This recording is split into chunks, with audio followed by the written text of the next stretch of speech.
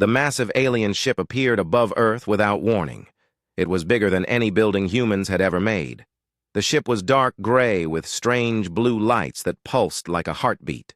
People all over the world stopped what they were doing and looked up at the sky in fear and wonder. Dae-Hyun Kim was in his office at the United Nations building when his phone started ringing. He was the Secretary General of the newly formed United Earth Defense Coalition. The coalition was created just 2 years ago when governments around the world finally agreed they needed to work together in case aliens ever came to Earth. "Sir, we have a situation," said his assistant over the phone. "There's an alien spacecraft over New York City. It's huge." Dae-Hyun looked out his window. The alien ship was right there, floating silently above the city like a dark cloud. He could see people on the streets pointing and taking pictures with their phones. Some were running away in panic. "Get me Admiral Park," Dae-Hyun said. "And call Director Lee. We need an emergency meeting right now." Within an hour, the most important people on Earth were sitting in a secure room deep underground. Hee-Jin Park was the Admiral of the Pacific Fleet and Earth's top military officer. She was a small woman, but everyone respected her sharp mind and calm attitude. Jin-Woo Lee ran Earth's intelligence division. He knew more about alien technology than anyone else on the planet, even though he had never seen a real alien ship before today. So-Young Choi was their best military strategist. She could look at any battle and figure out how to win it. "What do we know?" Dae-Hyun asked. Jin-Woo opened his laptop. "The ship appeared exactly 4 hours and 23 minutes ago. It's about 2 kilometers long and half a kilometer wide. Our scanners show it has technology we don't understand. The hull appears to be made of materials that don't exist on Earth." "Any weapons?" Admiral Park asked. "We can't tell for sure, but the energy readings suggest it could destroy our entire planet if it wanted to," Jin-Woo said quietly. So-Young leaned forward. "Have they tried to communicate?" "Not yet," Jin-Woo replied. "But our computers are picking up some kind of signal. It might be a translation program." As if the aliens could hear them talking, every screen in the room suddenly turned on. A face appeared that was definitely not human. The creature had pale blue skin and 4 eyes arranged in a diamond pattern. Its mouth was too wide and had too many teeth. When it spoke, the words came out in perfect English, though the voice sounded strange and mechanical. "Greetings, primitive beings of the third planet," the alien said. "I am Ambassador Krell Thanos of the Velthari Empire, speaking for the Galactic Council. We have observed your species for some time and have decided it is time for formal contact." Dae-Hyun stood up slowly. "This is Secretary General Kim of the United Earth Defense Coalition. We welcome peaceful contact with your people." The aliens' face twisted into what might have been a smile, but it looked more like a threat. "Peace is exactly what we offer, human. The Galactic Council consists of 12 advanced species who have brought order and prosperity to thousands of worlds across the galaxy. We are here to extend the same benefits to your planet." "What kind of benefits?" Dae-Hyun asked carefully. "Your world has valuable resources that the galaxy needs," Krell Thanos explained.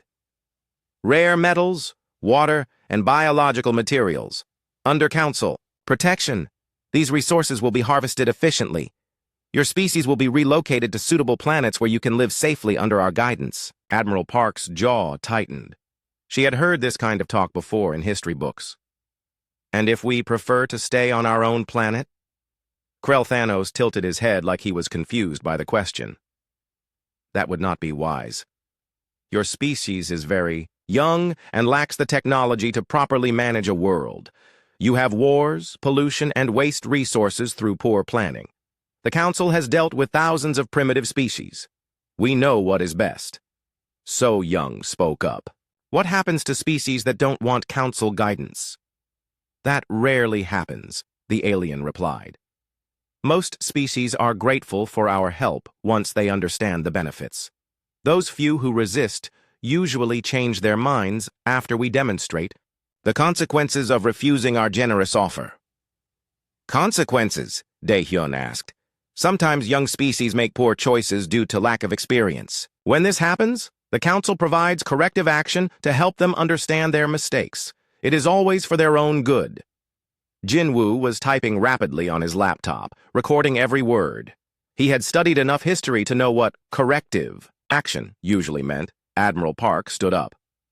Ambassador Krell-Thanos, humanity appreciates your visit.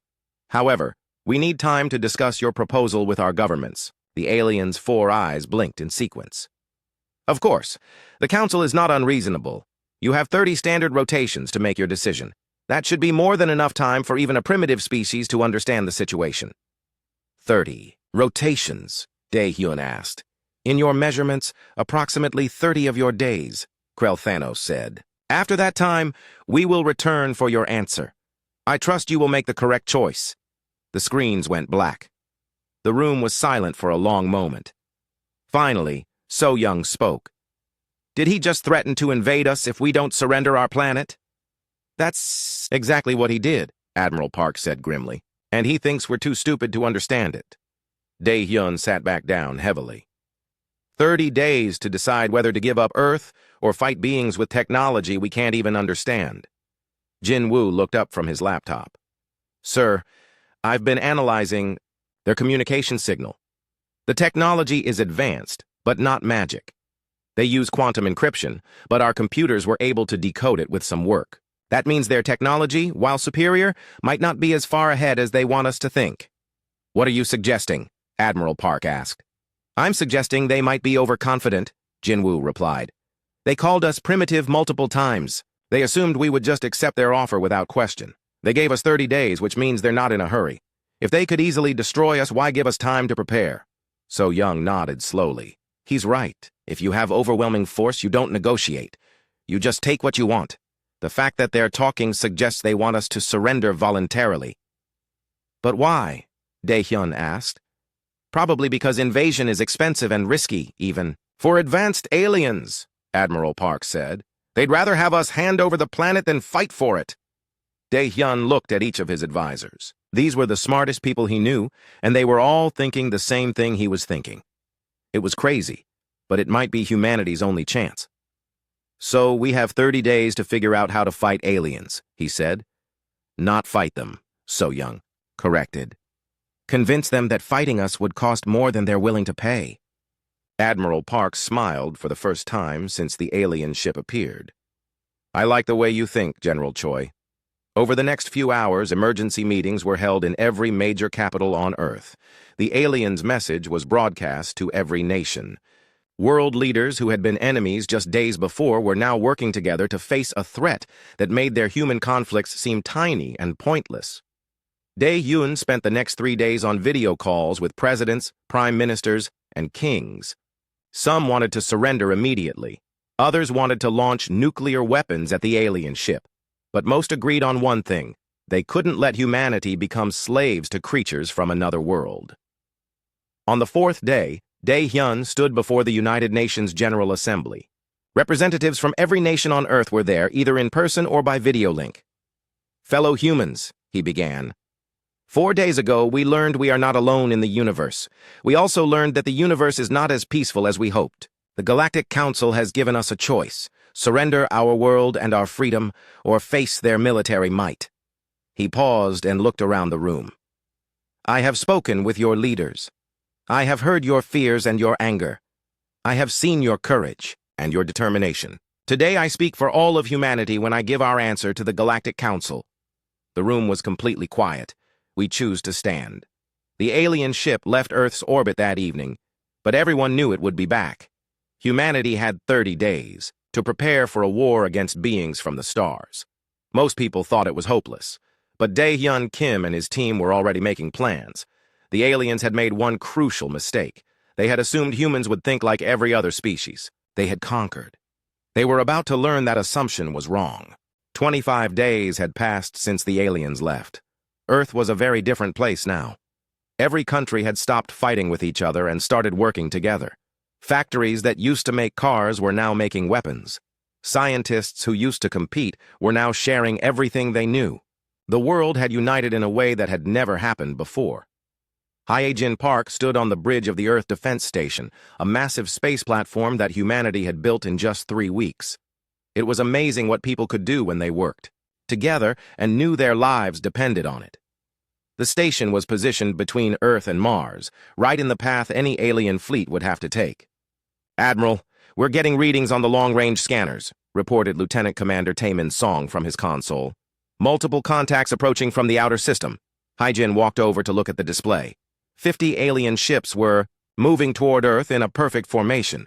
They were still 2 days away, but already their weapons systems were charging up. "Are our ships in position?" she asked. "Yes, ma'am. All 12 defense fleets are ready. Though I have to say, 50 alien ships against our 120 ships doesn't feel like good odds." Hyjin smiled grimly. "Remember, Lieutenant Commander, we're not trying to win this battle. We're trying to make them think we're weaker than we really are." On Earth, Jinwoo Lee was sitting in a room full of computers and screens. His intelligence team had been working day and night to learn everything they could about the aliens. They had analyzed every signal, every transmission, and every piece of data from the alien ship's visit. "Sir, we're intercepting their communications," said Dr. Mi-kyung Yoon, his top computer expert. "Their encryption is strong, but we've managed to break about 30% of it." "What are they saying?" Jinwoo asked. "The fleet commander is someone called Zixandra. She's from a species called the Nexari. From what we can understand, she thinks this is going to be easy. She's telling her ships to use minimal force and expect quick surrender." Jinwoo nodded. This was exactly what they had hoped for. "Any mention of their weapons or tactics?" "They seem to rely heavily on energy weapons and force shields. They're not expecting us to use kinetic weapons. In fact, they seem to think kinetic weapons are primitive and useless." "Perfect," Jinwoo said. "Keep monitoring, and make sure our fake communications are broadcasting on schedule." The fake communications were part of So Young Choi's plan. Human ships were broadcasting fake messages that made them sound scared and disorganized. The messages talked about supply shortages, equipment failures, and panic among the crews. The aliens would intercept these messages and think humanity was already falling apart. So Young herself was in the Earth Defense Coalition's command center, watching dozens of screens that showed the positions of every human and alien ship in the solar system. She had spent weeks studying everything humanity knew about alien tactics. The Galactic Council had conquered hundreds of worlds, and they always used the same strategy: overwhelming force followed by quick surrender. "General Choi, the alien fleet has split into 3 groups," reported Colonel Young-Soo Kim. "One group is heading straight for our main defense line. The other 2 are moving to flank us from above and below." "Exactly as expected," So Young said. "Send the order to all fleet commanders. Execute Plan Mongoose." Plan Mongoose was the name for humanity's fake defense strategy. Human ships would fight bravely, but make tactical mistakes that any experienced military would exploit. They would retreat at the wrong times, attack the wrong targets, and generally look like they had no idea what they were doing.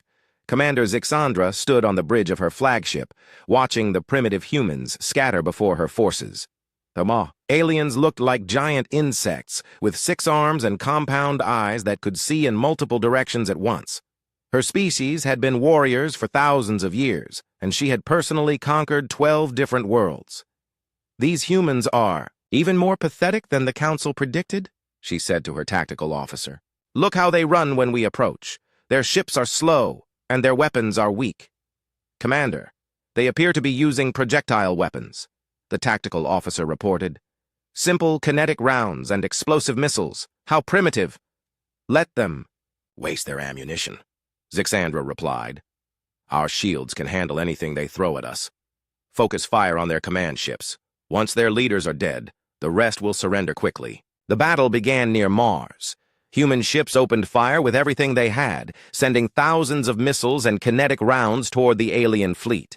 Most of the weapons bounced harmlessly off the alien force shields or missed their targets entirely.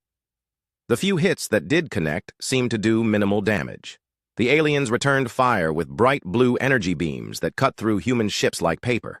Within minutes, 6 human vessels were destroyed and several more were badly damaged. The remaining human ships began to retreat toward the asteroid belt. "Pursue them," Zixandra ordered. "Don't let them escape to warn Earth." As the alien ships chased the retreating humans, strange things began to happen. Several alien vessels reported minor system failures. Navigation computers started giving incorrect readings. Weapon systems had small power fluctuations. None of these problems were serious enough to stop the ships, but they were annoying. Commander, we're detecting unusual readings from the asteroids ahead, the tactical officer reported. What kind of readings? There appear to be human mining operations throughout the belt, dozens of small facilities extracting minerals from the rocks. Zixandra looked at the display. The humans were running straight toward their own mining stations. Are the miners armed? Scans show minimal defensive capabilities, just basic mining equipment and small cargo ships. Excellent. Destroy the mining stations and capture any humans for questioning. These primitives might know something useful about Earth's defenses. The alien fleet spread out through the asteroid belt, hunting down human mining stations. Each station they found was lightly defended and quickly destroyed. But something bothered Zixandra. The human miners seemed to know exactly when to evacuate. Every station was empty by the time her ships arrived, as if the humans had been warned well in advance. Commander, I'm detecting escape pods from the mining stations, the tactical officer said. They appear to be malfunctioning and drifting toward specific asteroids. Ignore them. Focus on the military targets, but the escape pods kept malfunctioning in very specific ways. They all seemed to drift toward the same few asteroids, and their emergency beacons were broadcasting on frequencies that the aliens could easily track. It was almost like the humans wanted the aliens to know where they were going. Back on Earth, Jinwoo Lee was watching the battle through hidden cameras placed throughout the asteroid belt. The cameras looked like pieces of space junk, but they were actually sophisticated spy devices that his team had deployed over the past few weeks. The aliens are taking the bait perfectly, he reported to Daehyun Kim. They're spreading their forces out to chase our fake mining operations, just like General Choi predicted. Any signs they suspect this is a trap? Daehyun asked. Not yet. Their commander seems convinced that humans are inferior. She's not being careful because she doesn't think she needs to be. On the alien flagship, Zixandra was growing frustrated. The humans were proving harder to catch than expected. Every time her ships approached a group of escape pods, the pods would malfunction and drift into asteroid fields where her large ships couldn't safely follow. Her smaller fighter craft could pursue them, but the asteroid fields were dangerous, and several fighters had been damaged by space rocks. Commander, we've been chasing these humans for 6 hours, her tactical officer said. Perhaps we should regroup and proceed directly to Earth. No, Zixandra replied firmly. We need to eliminate these mining operations or they could threaten our supply lines later. Besides, Earth isn't going anywhere. What Zixandra didn't know was that the mining operations were actually weapon platforms disguised to look like industrial equipment. The escape pods were filled with advanced sensors that were mapping every alien ship's capabilities. And the asteroids the pods kept drifting toward were hollowed out and filled with enough explosives to destroy a small moon. So Young Choi watched the aliens spread out across the asteroid belt and smiled. They're exactly where we want them. All ships, prepare for Phase 2. Admiral Park received the message on her command ship. All fleets, this is Admiral Park. Execute tactical withdrawal to Jupiter. Make it look panicked and disorganized. The remaining human ships began retreating toward Jupiter, broadcasting emergency messages about being overwhelmed and requesting immediate reinforcement. The messages were transmitted on open channels that the aliens could easily intercept. Zixandra intercepted the human communications and felt satisfied. Listen to them panic, she told her crew. They're calling for help from their home planet. These humans have no idea how to fight a real war. Should we pursue them to Jupiter? The tactical officer asked. Yes, but carefully. Send half our ships to follow them. Keep the other half here to finish cleaning up these mining stations. I want these asteroids completely secured before we move on Earth. Commander Zixandra felt confident as her fleet surrounded Jupiter. The human ships were trapped behind the planet's moons with nowhere to run. In a few hours, this annoying resistance would be over, and she could report another easy victory to the Galactic Council. Begin the final assault, she commanded. Destroy their ships quickly so we can move on to Earth. Her ships spread out in perfect formation, just like they had done hundreds of times before on hundreds of other worlds. Energy weapons charged up with their familiar blue glow. Force shields shimmered around each alien vessel. Everything was going exactly according to standard council tactics. That was when everything went wrong. The first surprise came from the asteroids. What the aliens had thought were simple space rocks suddenly opened like mechanical flowers, revealing massive kinetic cannons inside. These weren't the primitive weapons the humans had used earlier. These were rail guns that could fire projectiles at nearly the speed of light. "Impossible!" Zixandra shouted as her ship's alarm started screaming. "Those asteroids were empty when we scanned them." "Commander, the projectiles are moving too fast for our shields to deflect," her tactical officer reported in panic. "They're punching right through our defenses." The second surprise came from Jupiter itself. The space junk in orbit around the planet activated all at once, revealing itself to be a network of weapon satellites. But these satellites didn't fire energy beams like normal weapons. Instead, they launched what looked like simple metal rods. "They're firing scrap metal at us?" Zixandra asked in confusion. Her science officer was studying the readings with growing alarm. "Commander, those aren't random pieces of metal. They're precisely calculated projectiles using Jupiter's gravity well to accelerate. The math is extraordinary. The metal rods weren't just falling toward the alien ships. They were using Jupiter's massive gravity field like a slingshot, picking up incredible speed as they fell toward the alien fleet. By the time they reached the ships, each rod was moving fast enough to punch through the hull of a battleship. The third surprise was the human ships themselves. What had appeared to be a panicked retreat was actually a carefully planned maneuver.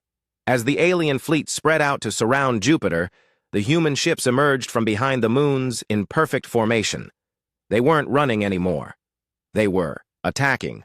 Admiral Hyjin Park stood on the bridge of her flagship and watched the alien fleet scramble to respond to the sudden assault. "All ships execute Hammer Pattern 7. Target their command vessels first." The human ships moved like dancers, each one perfectly coordinated with the others. They had practiced this maneuver for weeks in secret, using hidden training facilities on the far side of the moon. Every captain knew exactly where to be and when to be there. More importantly, the human weapons were nothing like what they had used in the earlier battles. Instead of the primitive missiles and kinetic rounds that had bounced harmlessly off alien shields, the human ships were now firing weapons the aliens had never seen before.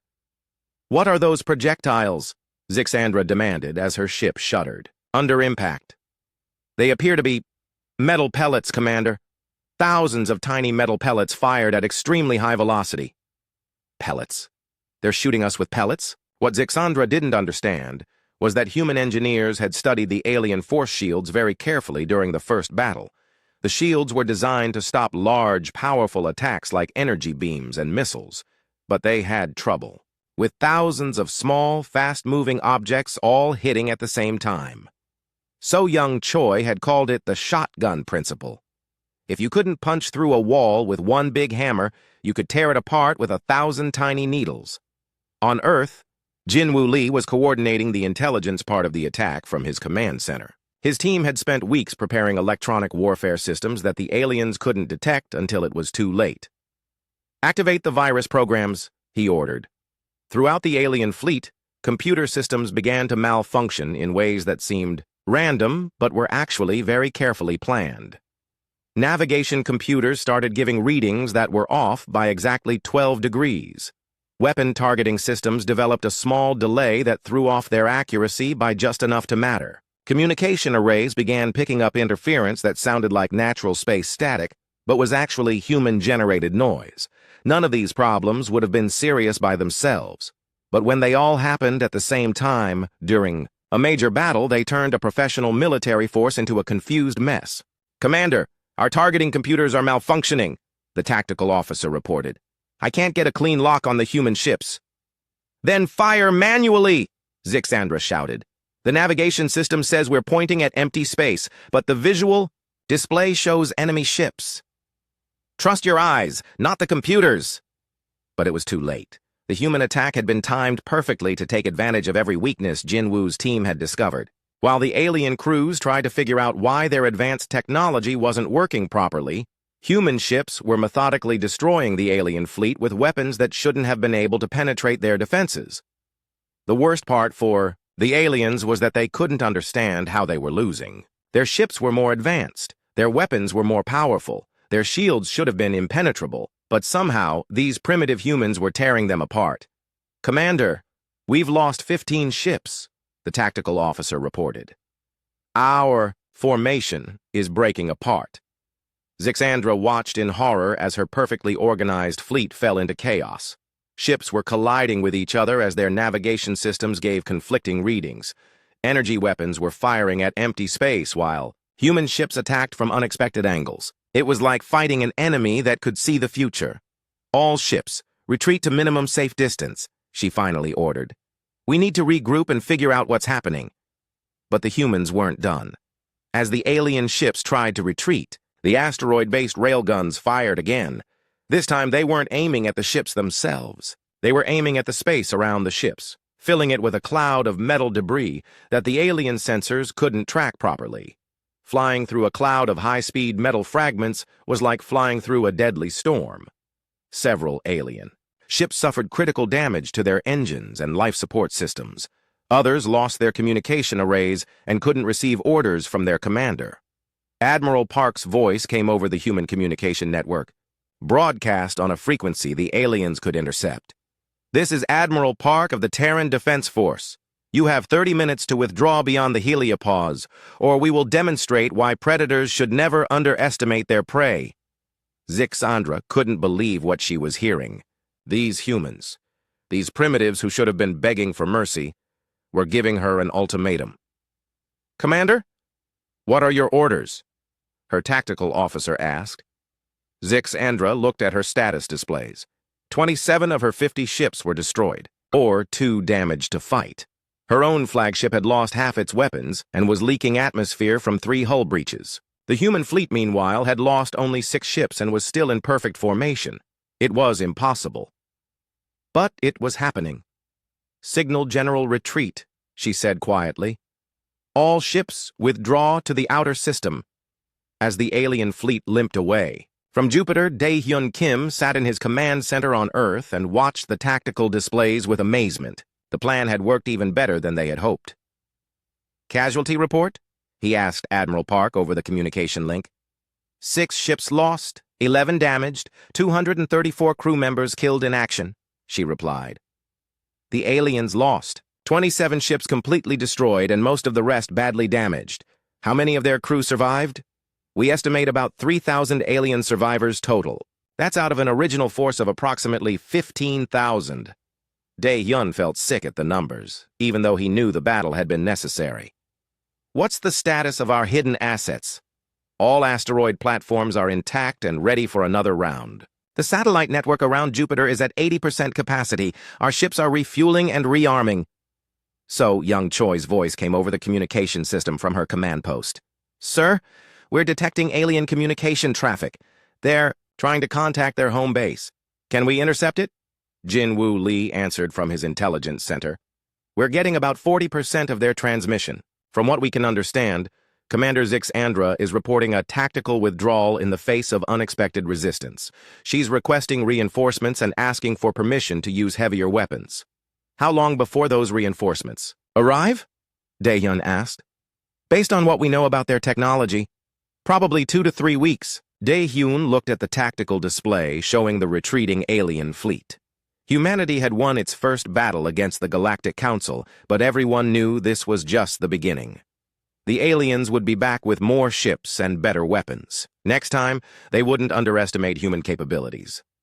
"General Choi, how long do we need to prepare for the next wave? If they send a full invasion force like we expect, we'll need every day we can get," So Young replied. "But sir, we've proved something important today. These aliens aren't invincible. They can be beaten." The Great Council Chamber of the Galactic Federation had never been so loud or so angry. 12 different alien species were all shouting at once in their own languages, and the translation computers could barely keep up. The massive circular room that usually buzzed with quiet diplomatic conversations now echoed with accusations, demands, and threats. At the center of it all sat War Master Morgeth of the Brutok Empire. He was enormous even by alien standards, with thick gray skin covered in battle scars and 4 powerful arms that could crush steel. His species had conquered more worlds than any other in the Council, and he was not used to hearing about defeats. "Explain to me again how 50 warships were destroyed by primitive humans," he growled at Commander Zixandra, who stood before the Council looking smaller than usual. "War Master, the humans used tactics we had never encountered," Zixandra replied, trying to keep her voice steady. They hid weapons in asteroids, used gravity as a weapon, and their computer systems somehow infected ours with viruses we couldn't detect. You're telling me that creatures who haven't even left their own star system outsmarted the greatest military minds in the galaxy? This came from High Counselor Vexathera of the Silicoid Collective, whose crystalline body flashed with angry red light. That's impossible, declared Ambassador Krelthanos. I met these humans personally. They're barely more advanced than animals. They should have surrendered the moment they saw our ships. War Master Morgeth slammed one of his massive fists on the table, creating a sound like thunder. Yet here we are, listening to reports of our ships burning in space around their primitive planet. Either Commander Zixandra is lying, or we have seriously underestimated these creatures. The arguments continued for hours. Some council members wanted to send the entire galactic fleet to destroy Earth completely. Others thought there had to be some mistake in the reports. A few quietly suggested that maybe they should try talking to the humans instead of fighting them. While the council argued, something extraordinary was happening throughout the galaxy. Every species that had ever been conquered by the council was hearing rumors about the human victory. On 1,000 worlds, in 1,000,000 slave camps and forced labor colonies, beings were whispering to each other about the impossible news. The humans had fought back, and they had won. On Earth, Dae-Hyun Kim was dealing with his own crisis. Every government leader on the planet wanted to know what humanity's next move should be. Some wanted to hide and hope the aliens would give up. Others wanted to attack alien worlds before they could organize a counterattack. We need to be smart about this, Dae-Hyun told the emergency session of world leaders. We won one battle, but we're still facing an empire that controls thousands of star systems. President Maria Santos of the South American Federation spoke up from her video screen. Our intelligence suggests the aliens are having internal problems. Maybe we should try to make contact with their enemies. What enemies? Asked Prime Minister Chen Wei-ming of the Asian Coalition. Jinwoo Lee answered from his position at the intelligence briefing table. Our analysis of intercepted alien communications suggests that not all species in the Galactic Council joined voluntarily. Many were conquered just like they tried to conquer us. Some of them might be willing to help us if they think we have a chance of winning. Admiral Hai-Jin Park nodded. We also need to consider that our victory is being reported throughout the galaxy. Other species might start questioning Council authority if they think rebellion is possible. So Young Choi was studying star charts on her tablet. The bigger problem is time. Our intelligence suggests the Council will send a much larger force next time. We need to be ready for hundreds of ships, not 50. How long do we have? Dae-Hyun asked. Maybe 6 weeks, Jin-Woo replied. But that's if they don't decide to just destroy our planet from a safe distance. Dae-Hyun looked around the room at the faces of humanity's leaders. They had accomplished something incredible, but everyone knew the real challenge was just beginning. Then we use those 6 weeks to change the rules of this war, he said finally. Meanwhile, in the depths of space, something unprecedented was happening. Human ships were appearing in star systems throughout the galaxy, not warships, small, fast scout vessels that seemed to materialize out of nowhere, deliver a message, and disappear before local defenses could respond. The message was always the same, broadcast in the local language of whatever species received it. This is the Free Terran Republic. The Galactic Council told you that resistance was impossible. They were wrong.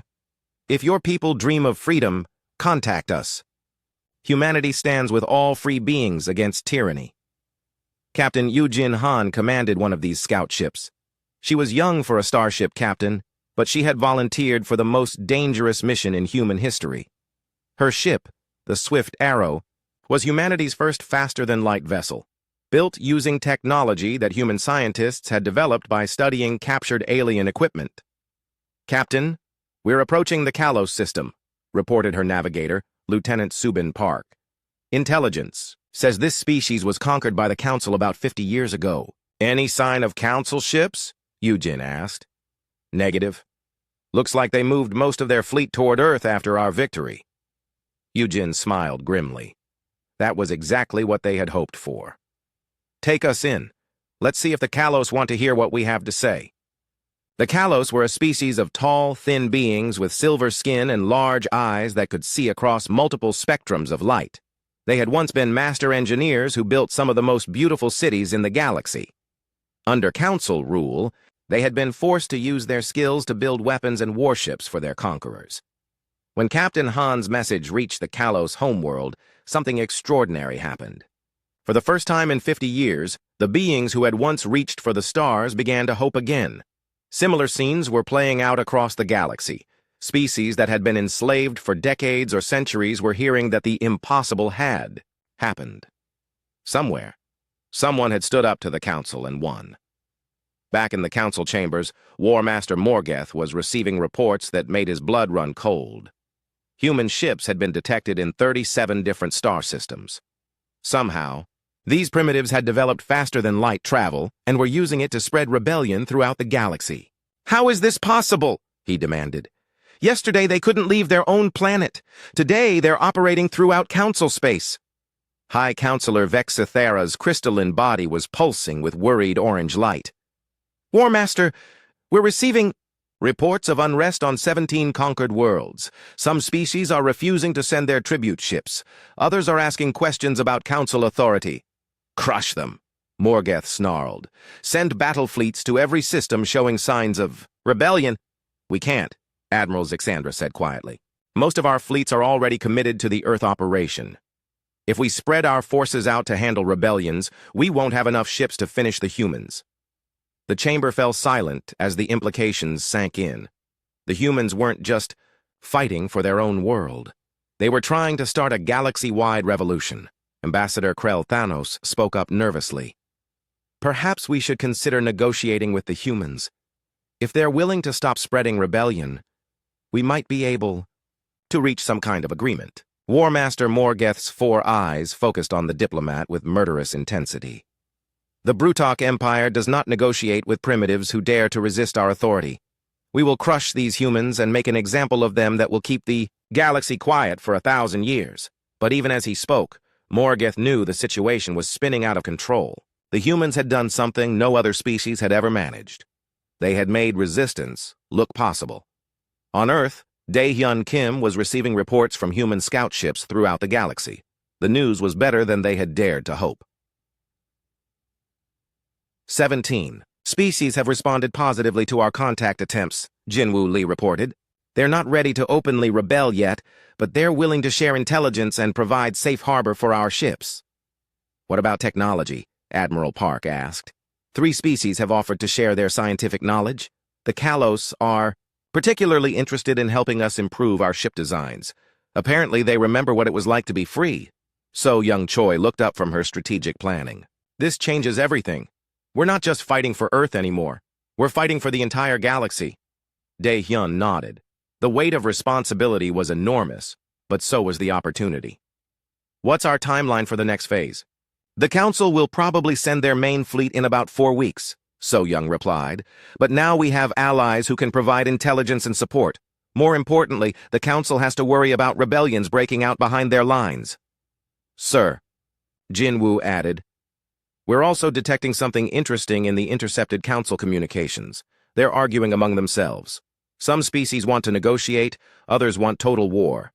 The coalition that has held the galaxy together for centuries is starting to crack." Admiral Park smiled. "So we keep applying pressure until it breaks completely." 3 weeks later, War Master Morgeth stood before the largest fleet in galactic history. The Great Council chamber was completely silent for the first time in over 1,000 years. The 12 species that had ruled the galaxy sat at their curved table, but no one spoke. No one moved. The only sound was the quiet hum of the life, support systems, and the distant rumble of ships docking at the station. War Master Morgeth sat with his massive head in his hands, staring at the tactical reports spread across the table in front of him. The numbers told a story that seemed impossible, but could not be denied. 500 ships had departed for Earth 6 months ago. 17 had returned. The humans had not just defeated the greatest military force in galactic history. They had destroyed it so completely that the survivors barely understood what had happened to them. "Perhaps," said High Counselor Vexithara, her crystalline body dim with exhaustion, "we should discuss the human proposal." The proposal sat in the center of the table like an unexploded bomb. It had arrived 3 days ago, delivered by a human ship that had somehow appeared in the middle of the most heavily defended star system in the galaxy, transmitted its message, and vanished before the defense fleet could even target it. Ambassador. Krelthanos picked up the document with shaking hands and read it aloud again, though everyone had already memorized every word. To the Galactic Council, the Free Terran Republic offers the following terms for galactic peace. First, immediate recognition of Earth as a sovereign world with full rights and representation. Second, the end of all forced subjugation of sentient species. Third, the establishment of a new galactic charter based on voluntary cooperation rather than conquest. Fourth, the gradual transition of all conquered worlds to self-governance. We await your response. Secretary General Dae-hyun Kim, Free Terran Republic. They're demanding we give up everything, growled Sub-Commander Thektar of the Reptilian Hegemony. 1,000 years of building our empire, and they want us to just throw it all away. What empire? Asked Counselor Milvara of the Aquatic Collective. Half our member species have declared independence. The other half are in open rebellion. Our fleets are scattered across the galaxy trying to put out fires that keep multiplying faster than we can handle them. War Master Morgeth finally looked up from his reports. The humans did more than defeat our fleet. They proved that the Council could be beaten. Every species in the galaxy saw what happened at Earth. Now they all believe they can do the same thing. What had happened at Earth was still being studied by military analysts throughout the galaxy. The human defense had been unlike anything ever seen before. They had used the entire solar system as a weapon, turning planets, moons, asteroids, and even the sun itself into components of a vast military machine. The Council fleet had arrived, expecting to face the same kind of defense they had encountered at Jupiter. Instead, they found that humanity had spent 6 months preparing surprises that defied every rule of space warfare. Human ships had emerged from inside Mercury, using the planet's molten core to hide their heat signatures.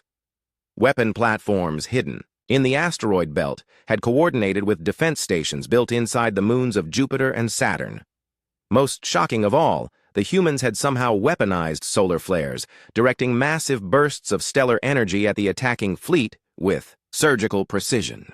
But the real devastation had come from the fact that humanity was no longer fighting alone. Ships from 17 different species had joined the battle, each one bringing their own unique technologies and tactics to the fight. The Kalos had provided stealth technology. The Mindari had shared their quantum computing systems. The Zenthi had contributed weapons that could phase through matter.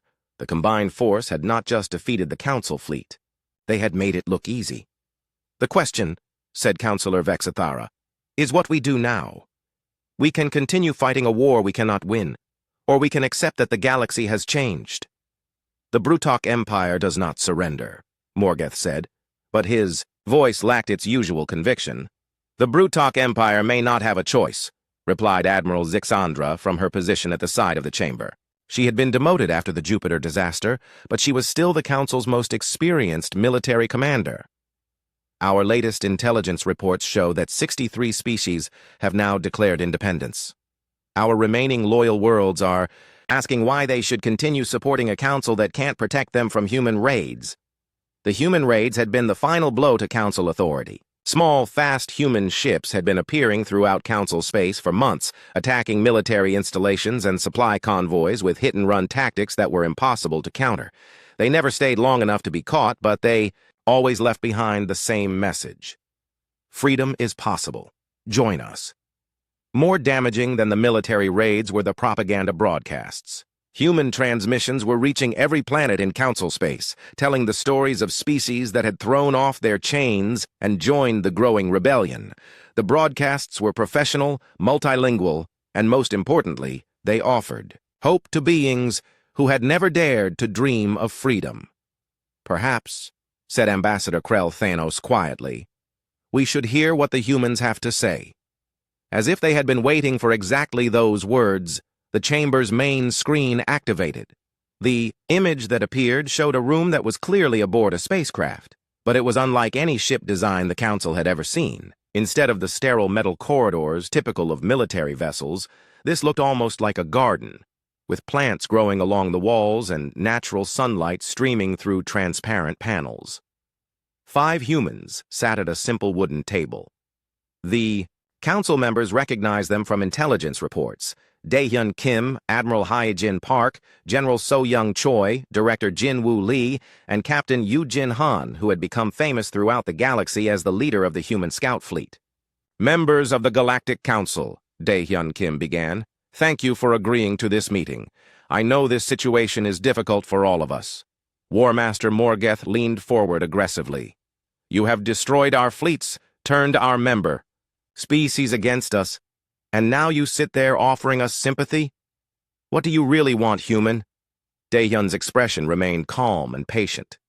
"We want what every sentient being wants, War Master. The right to live freely, to make our own choices, and to determine our own destiny.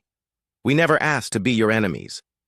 "You became our enemies the moment you refused our generous offer," Morgeth replied.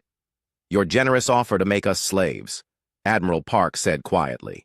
"To strip our world of resources and relocate our people to whatever planets you deemed suitable. Would any of your species have accepted such terms?" High Counselor Vexithara's crystalline body pulsed with thoughtful blue light. "What assurance do we have that humanity will honor any agreement we make? You have already proven you can defeat our forces. What stops you from simply conquering the galaxy yourselves?" It was Captain Han who answered. "Because conquest was never our goal. We've had 6 months to take control of dozens of star systems. Instead, we've been helping other species establish their own governments. We don't want to rule the galaxy. We want to free it. The principle is simple," General Choi added. "Cooperation is stronger than domination. Free beings working together can accomplish more than slaves working under threat. Your own empire proves this. It's been falling apart because it was built on fear rather than trust." Director Lee activated a holographic display that showed the current state of the galaxy. Huge sections were colored in different shades, representing the various species that had declared independence. "As you can see, the old order is already gone. The question is what we build to replace it."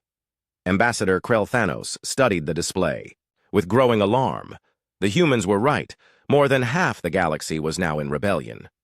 "And you propose what, exactly?" "A true federation," Daehyun replied. "Not an empire ruled by the strongest, but a union of equals working for mutual benefit. Every species gets a voice. Every world gets to choose its own path.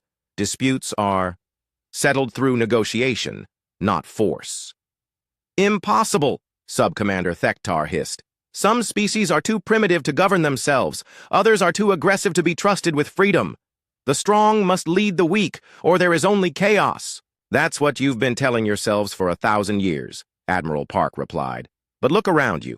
The species you called primitive have been building their own governments and defending their own worlds just fine.